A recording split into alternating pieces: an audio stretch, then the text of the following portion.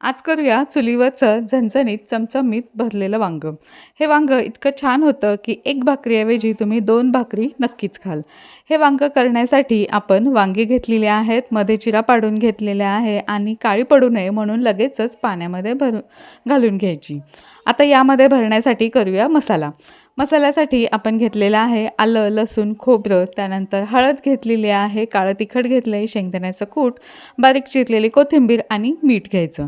यामध्येच थोडंसं तेल टाकून घ्यायचं आहे म्हणजे मसाला चांगला ओलसर होईल आणि छान भरता येईल. आता हे सगळं आपण छान असं एकत्र करून घेऊया आणि या वांग्यांमध्ये भरून घेऊया. वांगी सगळी अशी छान भरून घेतली.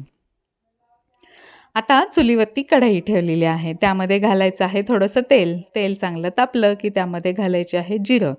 जिरं छान फुललं गेलं की त्यामध्ये मी थोडासा कढीपत्ता घालून घेतलेला आहे. कढीपत्ता छान तडतडला की त्यामध्ये वांगी घालून घ्यायची. वांगी या तेलामध्ये 5 ते 7 मिनिट चांगली परतून घ्यायची आहेत.